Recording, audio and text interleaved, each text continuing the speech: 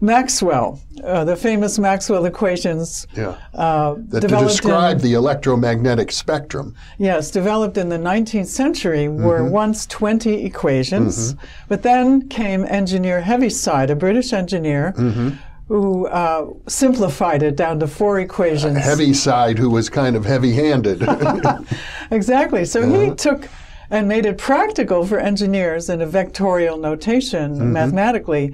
And that's actually what's taught to physicists as well as engineers today. So historically, that's what came down. And we had to go backward historically in science to take a look, what was Maxwell's theory all about?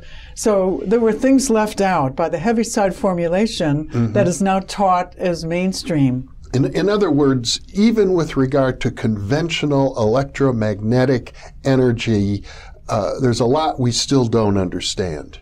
I think so. Even though we've known about electricity and magnetism for over 100 years, we've, I would say, developed a certain aspect into conventional circuits, but there are other ways to use electricity and magnetism that I know Nikola Tesla explored.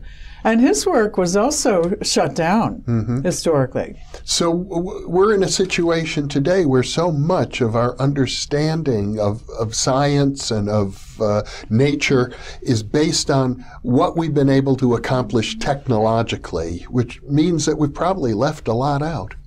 That's largely the case. And we tend to see things in terms of our technological developments. You know, it's interesting to think that centuries ago they thought about the brain-mind like a book. And then with the invention of the computer, that's become the model. And even the hologram, which is maybe a step further. Yeah. And Freud referred to the brain-mind system, and I think Jung may have also as sort of a hydraulic system, like a steam engine. Seems hilarious today. Well, and no doubt in the future there will be other metaphors.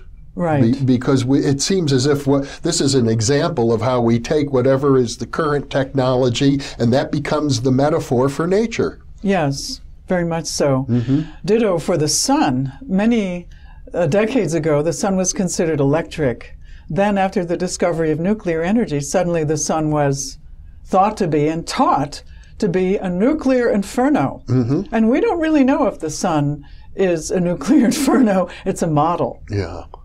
And so it is with the human being and with every other creature, including plants.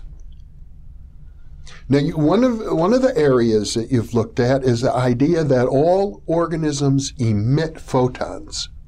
Yes, the so-called biophoton, the ultra-weak light of life. And this is thought by mainstream science to be nothing more than chemiluminescence due to free radical reactions and therefore not important. They recognize that it exists, but they don't focus on it, whereas I have taken a look at biophotons with respect to different psychoenergetic states of subjects in research. And we can see that people can move into a new state of consciousness and try to make light, for example, from this region, which is called the third eye, or the ajna center, or from the heart in the case of sending energy as a healer, sending love. And we see somewhere between 100 and 400% more light coming from these areas of the body, when other areas of the body, such as the hands, remain the same. Now you call it ultra-weak. Yes. Light. And so it's not normally visible, I suppose. Well, actually, the eye, if we dark adapted our eyes, we could see a single photon, but you'd have to sit in a dark closet for about 5 hours. That's amazing. So we don't do that. But we have detectors that count photons called photomultiplier tubes. Yeah. And yes, indeed, the light coming from the human body is something that we need to count the photons on the order of, say, 20 to 100 photons per second per square centimeter. Well, the very notion that the human nervous system, the retina, is capable of detecting a single photon, even if you have to sit in a dark room for 5 hours to make it happen, suggests that these ultra-weak sources of photon emissions could play a real role in some form of biocommunication between cells or organs of the body or between different organisms? Yes, that is certainly so. And one interesting thing about human emission is that the face and the hands are the greatest emitters. Isn't that what we look at when we communicate, after all?